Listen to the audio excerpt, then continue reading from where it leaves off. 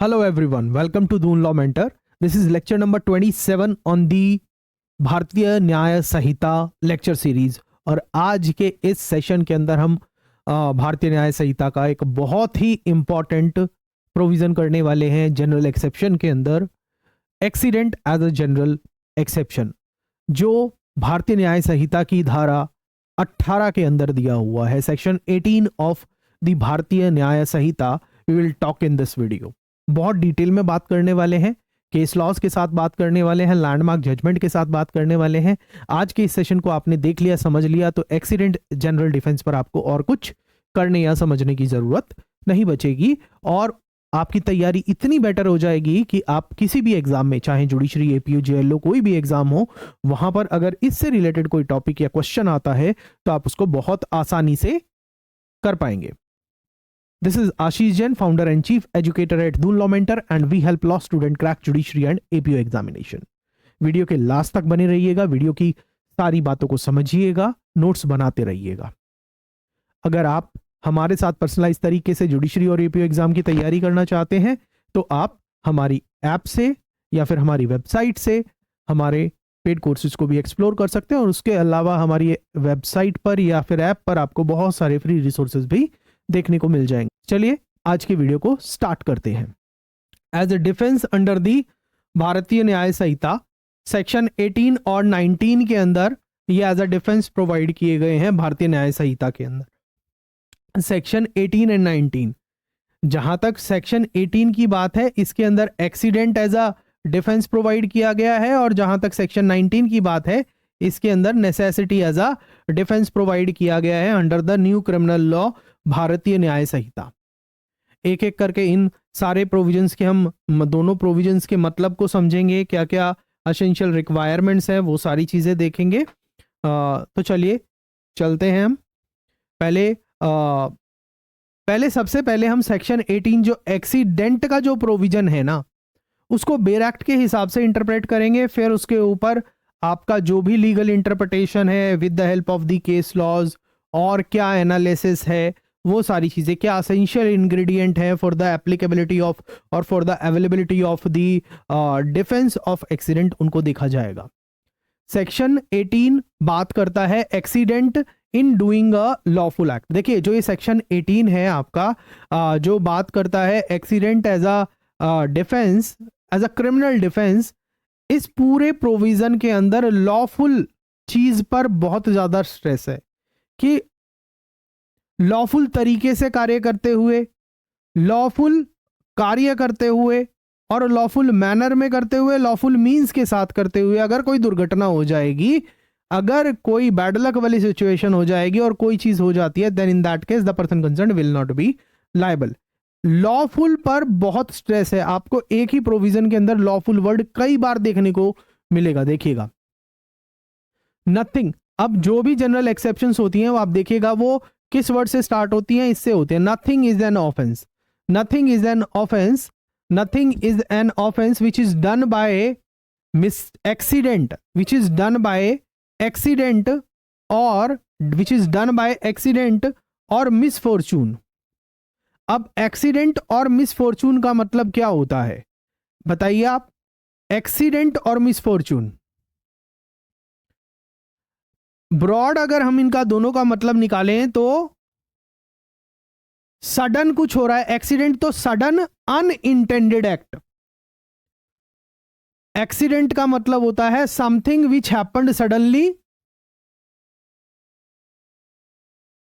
And it is unintended act, जिसको सोचा नहीं गया था, unintended act.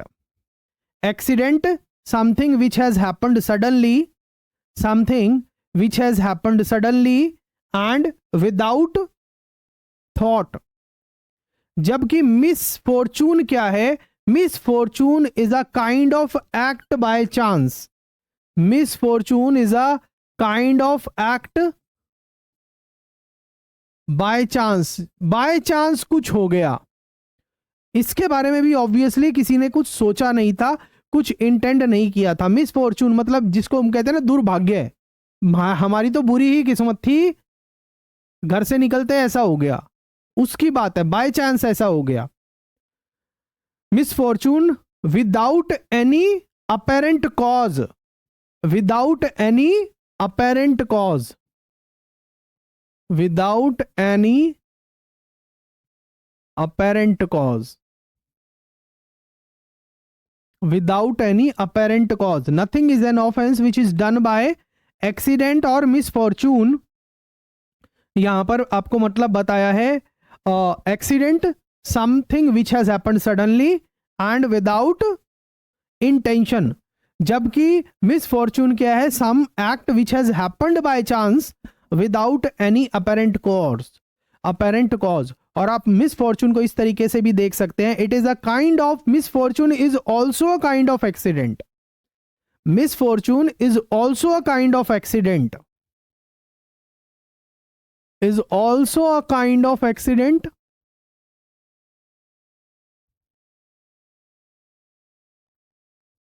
Misfortune is also a kind of accident when a person who was doing some lawful act, जिसमें कोई व्यक्ति जो लॉफुल एक्ट कर रहा था, जब वो एक्ट कर रहा था ना, कोई और दूसरा व्यक्ति आ गया और प्रॉपर्टी उसके बीच में आ गई, जिस वजह से कोई दुर्घटना घट गई, जो नॉर्मल कोर्स ऑफ सर्कमस्टांसेस के अंदर शायद वो व्यक्ति नहीं आता। जैसे आप क्रेन पर पत्थर लेके जा रहे थे, दूर दूर तक कोई भी नहीं था, मगर एक ही दम क्या हुआ, कोई व्यक्ति आता है वहां पर, उसके ऊपर पत्थर गिर जाता है। या आप कई बार आपने देखा होगा, टी पॉइंट पर आप अपनी गाड़ी को लेके जाते हैं और टी से वो दोनों तरफ रास्ता खुलता है, आप सीधे डायरेक्शन में आ रहे हैं ताकि आप टी से लेफ्ट या राइट हो सके, बट जैसे ही आप टी पे पहुंचते हैं, जो वो सीधी लाइन थी, सीधा रोड था, वहां से एक गाड़ी सीधी निकल जाती है और आपकी गाड़ी में डैश कर जाती है। ये भी एक तरह का एक्सीडेंट है। मगर मिसफॉर्चून है कि आप, मिसफॉर्चून किस तरीके से है कि आप बहुत केयरफुल तरीके से चला रहे थे ना, कुछ ऐसे सर्कमस्टांसेस क्या ही हुए जिसपे किसी का कंट्रोल नहीं था ना, उसने क्या किया, वार्निंग दी ना, आप अपना हॉर्न बजा रहे थे, दोनों की गाड़ी डैश कर गई, बुरी किस्मत थी। तो वो भी आपका, ये भी आपकी एक तरह से मिसफॉर्चून। आप सही तरीके से गाड़ी चला रहे थे, सब केयरफुल तरीके से कर रहे थे, तभी भी गाड़ी टकरा गई, है ना। या फिर आप हाईवे पर गाड़ी चला रहे हैं, गाड़ी का टायर अचानक से फट जाए, और अचानक से फटे तभी गाड़ी दूसरी गाड़ी के अंदर डैश कर जाए, यहां पर क्या है, बुरी किस्मत है ना, गाड़ी का टायर फट गया। तो उस दौरान जो गाड़ी दूसरी गाड़ी से डैश की है, उस वजह से जो हानि हुई है, क्षति हुई है, तो उसमें लायबल नहीं किया जा सकता। तो मिसफॉर्चून और एक्सीडेंट के अंदर मेजर ये डिफरेंस है, एक्सीडेंट सडनली होगा और मिसफॉर्चून के अंदर भी सिमिलर सर्कमस्टांसेस है, ओवरलैपिंग है, मगर बाय चांस ही ये चीज हो जाती है और बिना किसी अपेरेंट कारण के होती है।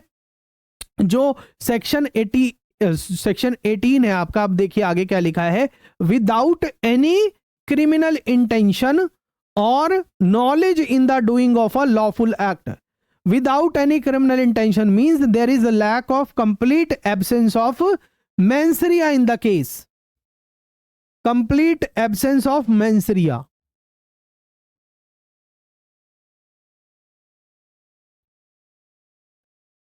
Complete absence of mens rea in the matter. Without any criminal intention or knowledge. Knowledge is also part of the mens rea, है ना। क्रिमिनल इंटेंशन और criminal knowledge, mains Riya, complete absence of mains Riya in doing of a lawful act. जब आप कोई lawful act कर रहे हो जो कानून संगत हो, in doing of a lawful act in a lawful manner, और जो उसका तरीका है काम करने का वो भी लॉफुल तरीका होना चाहिए, और लॉफुल मीन्स को अख्तियार करते हुए वो अगर कार्य किया जा रहा है, एंड साथ में प्रॉपर केयर एंड कॉशन भी है।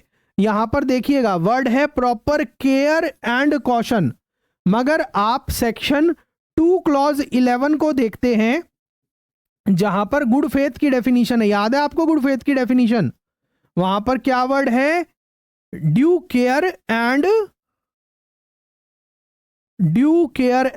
Attention. Due care and attention mention है। Due care and attention mention है with proper care and caution. यहां पर मगर क्या है? ड्यू केयर एंड कॉशन है।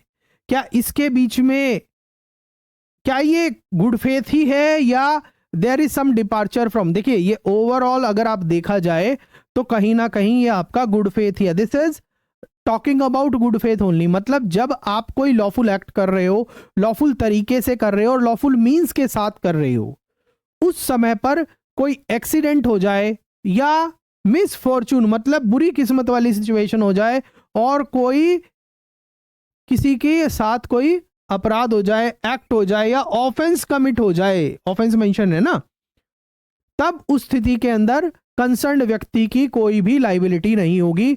उस सिचुएशन के अंदर कोई भी लाइबिलिटी नहीं होगी। Is it clear?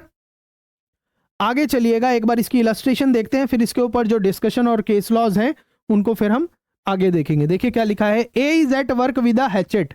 हैचेट क्या होती है? एक तरह से कुल्हाड़ी टाइप होती है, ठीक है, कुल्हाड़ी टाइप होती है। आप को मैं दिखा भी देता हूं, लेट्स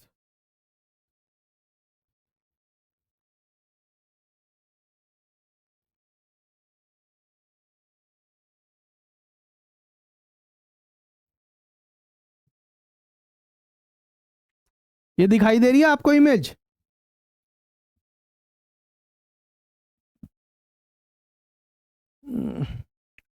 वापस से चलते हैं।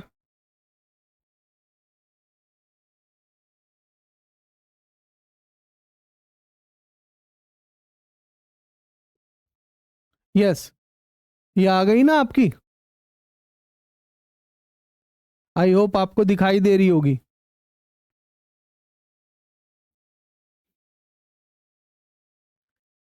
ए was working with a hatchet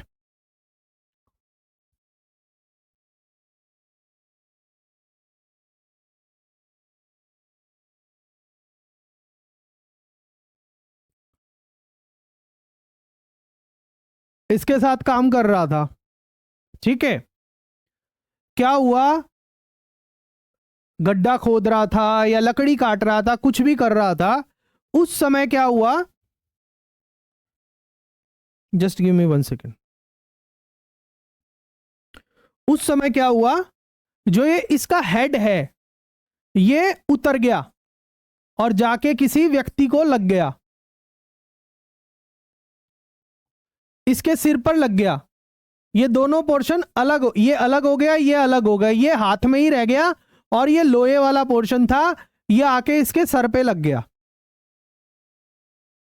इसी के बारे में ये है।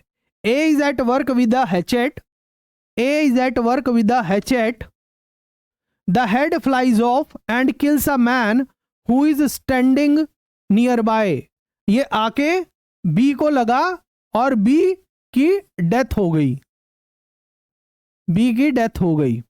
Hair if there was no want of proper care and caution on the part of A, अगर ए की अपने काम को करने के दौरान कोई गलती नहीं होगी ना, और वो लॉफुल काम कर रहा होगा, लॉफुल तरीके से कर रहा होगा और लॉफुल मींस के साथ कर रहा होगा, तो ए की कोई भी लाइबिलिटी नहीं होगी। Here as act is excusable and not an offence. यहां पर ए कंप्लीटली एब्सॉल्व्ड होगा from his criminal liability. A will be completely absolved from his criminal liability. A is at work with the hatchet and the head flies off and kills a man who is standing by. Here, if there was no want of proper care and caution on the part of the A, then the act is excusable and he will not be liable. Moving further. जहां तक accident under section 18 की बात है, आपको 2-3 चीजों का ध्यान में रखना है। एक्सीडेंट क्या है? सडन है, अनइंटेंडेड एक्ट है, अनफॉर्चुनेट इवेंट है, विदाउट अपेरेंट कोज है।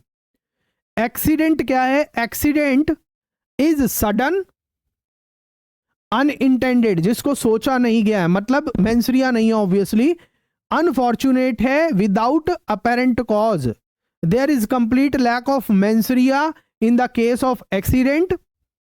An accident is a defense due to lack of criminal intention mens rea, or the act must be lawful, done in lawful manner, with proper care and with lawful means. lawful means. ठीक,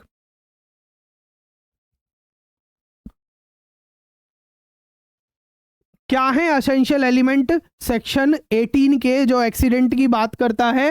act done by accident, जो act हुई है that must have occurred accidentally and without intent.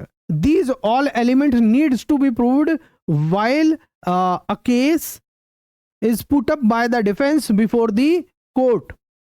कि जो act हुआ है वो बिना इंटेंशन के साथ हुआ है. Act should have occurred accidentally and without any criminal intent. No criminal intention, there should be no criminal intention, और mens rea behind the act, lawful act and lawful manner, यही चीज है. अब इसके ऊपर केस लॉ वगैरह देखते हैं हम. जो आपके ऊपर इसके लिए आपके 3 मेजर केस लॉ हैं. स्टेट वर्सेस रंगास्वामी, टुंडा वर्सेस स्टेट, और Jageshwar versus Emperor. Jageshwar versus emperor, ये 3 केस हैं. इन 3 केसेस के अंदर क्या हुआ था बेसिकली मैं आपको भी बताता हूं. इन 3 केसेस के अंदर बेसिकली क्या हुआ था? ये तीनों लैंडमार्क जजमेंट है ऑन द पॉइंट. तीनों लैंडमार्क जजमेंट है on the point. State versus Rangaswamy, जो पहला केस है रंगास्वामी का, स्टेट वर्सेस रंगास्वामी, इस केस के अंदर रंगास्वामी जंगल में जाता है for the purpose of killing the hyena. For killing the hyena. Hyena क्या होते हैं? गीदड़ टाइप के जानवर होते हैं जिनका पर्पज होता है मीट वगैरह या दूसरे जानवरों को नुकसान पहुंचाना और इंसानों को भी नुकसान पहुंचाना. ठीक है. The accused went in a jungle with a view to kill a hyena. और जब वो डेस्टिनेशन पर पहुंचा, अपने प्लेस पर पहुंचा, here he heard a sound, उसे कोई आवाज सुनाई दी from near the direction from a spring, जहां पर एक पानी का झरना वरना बह रहा था, वहां से उसको आवाज सुनाई दी. उसको लगा कि वहां पर हाइना है और रात का समय था. ऑब्वियसली कोई ह्यूमन बीइंग भी वहां नहीं हो सकता था. उसने इसी गुड फेथ में ये सोचते हुए कि वहां पर हाइना है, उसने गोली चला दी. और यहां पर इंटेंशन क्या थी कि हाइना मर जाए और आजू बाजू के गांव वाले हैं उनको ये हाइना क्षति ना पहुंचाए, इसलिए इसको यहीं पर मार दिया जाए. मगर जब वो गोली चलाता है, it turned out that there was no hyena, rather than there was actually a human being over there. There was actually a human being over there and that human being was killed. The matter came before the court. The matter came before the court and the court held that the accused will be entitled to the benefit mentioned under section 18 of the भारतीय न्याय संहिता presently, और पुराने act के अंदर धारा 80 थी. ठीक है. हम पुराने केस लॉ कर रहे हैं but with reference to the new criminal law कर रहे हैं. तो आपको यह ध्यान में रखना है कि इस केस के अंदर कोर्ट ने क्या किया? अपहेल्ड किया कि एक्यूज्ड की कोई भी गलती नहीं है and he is protected under section 18 of the Bharatiya Nyaya Sanhita 2023. As besides other facts there was no expectation on the part of the accused that there could be any human being. कि मतलब एक्यूज्ड अपने सपने में भी नहीं सोच सकता था कि वहां पर कोई उसे इंसान भी मिल जाएगा. वो तो सोच के गया था कि वहां पर सिर्फ हाइना होगा जंगल में, और उसे लगा कि जंगल में उस जहां पर पानी का झरना था वहां से थोड़ी बहुत आवाज आ रही थी, तो लगा कि हाइना है, वो पानी पीने आया हुआ है, उसे मार दिया जाए. तो इन दिस केस चाहे रियलिटी के अंदर ह्यूमन बीइंग की डेथ हुई, but the concerned accused was exonerated by applying the principle of accident by providing him the defense of accident. by providing him the defense of accident. अच्छा, मैं आपसे अगला case discuss करने से पहले एक सवाल पूछना चाहूंगा। आप अपने शहर में लोकल बस में चढ़े, ठीक है, आप क्यों चढ़े, किसी और को चढ़वाते हैं ना। सपोज करो कि कोई व्यक्ति अपने शहर में किसी लोकल बस में चढ़ता है, ठीक है, बस में चढ़ता है, वो जाके सीट नहीं मिलती, बस में भीड़ थी, तो वो खड़ा हो जाता है इन द मिडल कॉरिडोर, ठीक है, हैंडल पकड़ के खड़ा हो जाता है। दूसरा कोई व्यक्ति आता है, चोर उचक्का आता है और उसके जेब में हाथ डालता है विद द मंशा, with the thinking that he will steal his purse.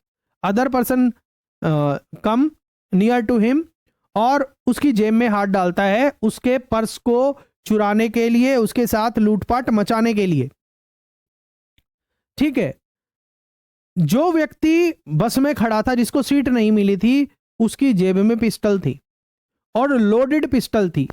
जैसे ही चोर जेब में हाथ डालता है, वो गोली चल जाती है और जिसकी जेब में पिस्टल थी उसकी मृत्यु हो जाती है। बताइए यहां पर, will he B getting the defence of accident in this case? Will the thief B getting the defence of accident in this case? आप बताइए, क्या लॉजिकली ये एक्सीडेंट है? नहीं, उसने जेब में हाथ डाला पर्पस से कि पर्स चुराएगा। उसने सपने में भी सोचा नहीं था कि बंदूक भरी भराई गोली वाली मिली होगी और बटन दब जाएगा, ठीक है। तो अगर उस सेंस में देखा जाए तो एक्सीडेंट तो है पर्स चुराने के लिए, मगर क्या ये भारतीय न्याय संहिता की सेक्शन 18 की एक्सीडेंट वाली डेफिनेशन के अंदर कवर होगा, प्रोविजन के अंदर, एक्सेप्शन के अंदर कवर होगा? देखिए, सेक्शन 18 की जो एक्सेप्शन है एक्सीडेंट की, उसको अवेल करने की सबसे बड़ी रिक्वायरमेंट क्या है? The person concern must be doing a lawful act in lawful manner with lawful means. यहां पर जो चोर था जिसने जेब में हाथ डाला था, क्या वो कोई लॉफुल एक्ट कर रहा था? वो तो चोरी करने के मंशा से कर रहा था, एक्ट इटसेल्फ वाज इलीगल। तो in that case he will not be getting the benefit of accident as an exception. He will not be getting the benefit of accident as an exception. Is it clear? अब अगले case की बात करते हैं। अगला case जो हमें discuss करना है, आपकी स्क्रीन पर उसका साइटेशन भी लिखा हुआ है, Tunda versus state. Tunda versus state, 1950 supreme court. This case is basically based on the principle that an act done without criminal intention or mens rea will come under section 18 of the BNS। कि मतलब अगर कोई act की जाती है बिना किसी criminal intention के और मेंस रिया के, that will come under section 18 of the act. इसके अंदर क्या हुआ, जो एक्यूज्ड था, एक्यूज्ड टुंडा, जिसका नाम टुंडा है, accused Tunda and the deceased were friends, और वो ये अपने बीच में एक एग्रीमेंट करते हैं कि हम एक फ्रेंडली मैच खेलते हैं रेसलिंग का, ठीक है। इसके अंदर जो एक्यूज्ड है टुंडा, ये एक्यूज्ड था, ये अपने साथी जिसकी डेथ हो गई है इस मैटर के अंदर और स्टेट प्रोसिक्यूटर बन गया है, तो ये आपस में एक एग्रीमेंट करते हैं कि हम एक फ्रेंडली मैच खेलेंगे रेसलिंग का। मगर रेसलिंग के दौरान टुंडा का एक गलती से एक ऐसा प्रहार विक्टिम के या डिकीज्ड के सिर पर लग जाता है और उससे विक्टिम की डेथ या डिकीज्ड की डेथ कॉज हो जाती है। तो सवाल यही उठता है कि क्या टुंडा को एक्सीडेंट का बेनिफिट मिलेगा या नहीं मिलेगा? अब पहली बात तो ये बताओ कि क्या वो लॉफुल एक्ट कर रहे थे? यस, आप वो रेसलिंग कर रहे थे ना, आपस में समझौते से खेल ही रहे थे। अगर डिफेंस ये प्रूव करने में कामयाब हो जाता है कि there was no guilty intention on the part of the accused in this case, there was proper care and caution on the part of accused, then in that case he will be getting the benefit. In this case, what happened that while wrestling, the deceased got injured in the head and it resulted into his death. The court in this case, Allahabad high court का case है ये, Tunda versus state, Allahabad high court का case, आप ये ध्यान रखिएगा। Allahabad High Court observed that the injury caused by death was the result of an accident and there was no foul play on the part of the Tunda. The injury caused by death was result of an accident. खेलते खेलते एक गलत दाव खेला गया और उसके सिर पर लग गया और वो मर गया, ठीक है. And there was no want of foul, or there was no proof of foul play on the part of the Tunda, and hence he will be getting the benefit under the provision of the provision that is exception of the accident under the concerned law. उस time पे हम IPC की बात करेंगे और आज की तारीख के अंदर भारतीय न्याय संहिता की बात करेंगे. टुंडा वर्सेस स्टेट का केस है, ठीक है. दोनों लोग, दो दोस्त आपस में रेसलिंग खेल रहे थे. रेसलिंग के दौरान एक दाव गलत चला गया, मगर कोई भी इलविल नहीं थी, कोई भी फाउल प्ले नहीं था, जिस वजह से कंसर्न्ड साथी की डेथ हो जाती है. तब इस स्थिति के अंदर एक्सीडेंट का बेनिफिट दिया जाएगा. डिफेंस ऑफ एक्सीडेंट के अंदर यह केस कवर होगा.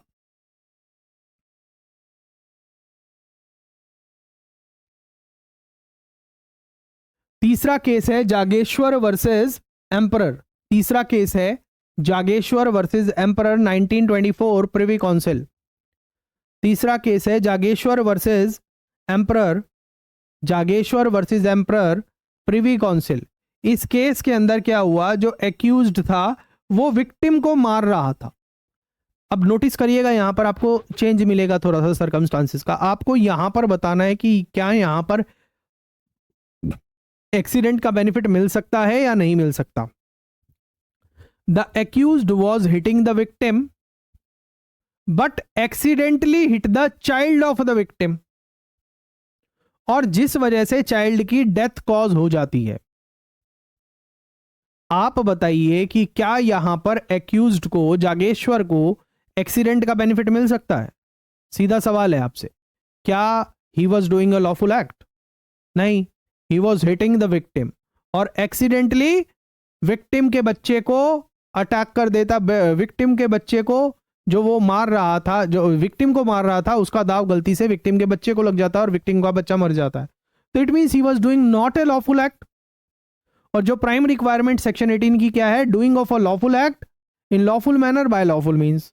ही was not doing a lawful act, so he will not be getting the benefit of accident as an defence under the Bharatiya Nyaya संहिता. तो इस केस में कोर्ट ने उसको गिल्टी करार दिया. कोर्ट ने उसको गिल्टी करार दिया.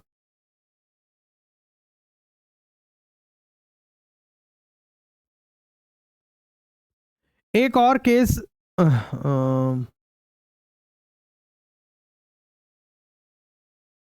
एक केस है आर वर्सेस क्लार्क का, बहुत इंपॉर्टेंट केस है. R versus Clark. There is another case, R versus Clark. English case है आर वर्सेस क्लार्क. इस केस के अंदर एक महिला के ऊपर यह आरोप लगा, a woman was charged with the offence of theft. चोरी का आरोप लगा थेफ्ट फ्रॉम अ सुपरमार्केट की. वो सुपरमार्केट के अंदर जा रही थी और वहां से सामान चोरी करके लेके आ रही थी. अ woman was charged with the offence of theft from a supermarket. उसने क्या डिफेंस दिया कोर्ट के सामने कि मैं डिप्रेशन में थी और डिप्रेशन की वजह से मुझे पता ही नहीं कि मैं क्या सामान उठा रही थी, क्या नहीं लेके आ रही थी और कब बाहर निकल रही थी. तो she took the defence of depression, और अपने डिप्रेशन को प्रूफ करने के लिए उसने मेडिकल एविडेंस भी कोर्ट के सामने दिए. She also gave the medical evidence before the court for proving her defense. Court held that she can be given the benefit of accident because there was no mental condition or there was complete absence of mens rea on her part. R versus Clark के बारे में अगर आप 2 line लिखना चाहें तो आप इस तरीके से लिख सकते हैं कि a woman was charged with theft from a supermarket. a woman was charged with theft from a supermarket, and her defense was that she had taken the goods in a state of complete absence mindedness, resulting from depression. Accepting medical evidence, her mental condition and her conduct in her house, the defense was accepted. उसका defence accept कर लिया गया था। तो इसी के साथ जो हमारा आज का इंपॉर्टेंट टॉपिक था, accident as a general defence exception under Bharatiya Nyaya संहिता, वो पूरा होता है। आप बताइए आपको आज का सेशन कैसा लगा। अपनी फीडबैक कमेंट सेक्शन के अंदर जरूर दीजिएगा। आपका कोई सवाल हो, आपका कोई क्वेरी हो, वो भी पिन डाउन जरूर करिएगा कमेंट सेक्शन के अंदर। आपको मैं पर्सनली रिप्लाई करने की कोशिश करूंगा। और इसी के साथ अगर आप हमारे साथ पर्सनलाइज तरीके से judiciary, APO and JLO examination की तैयारी करना चाहते हैं तो आप हमारे पेड कोर्सेज को एक्सप्लोर कर सकते हैं। किसी भी माध्यम से कांटेक्ट कर सकते हैं, ऐप के माध्यम से, वेबसाइट, या फिर आप व्हाट्सएप के माध्यम से हमसे कांटेक्ट कर सकते हैं। आप अपनी फीडबैक जरूर दीजिएगा कि आपको आज का सेशन कैसा लगा। चलिए मैं मिलता हूं आपसे नेक्स्ट वीडियो में। Thank you.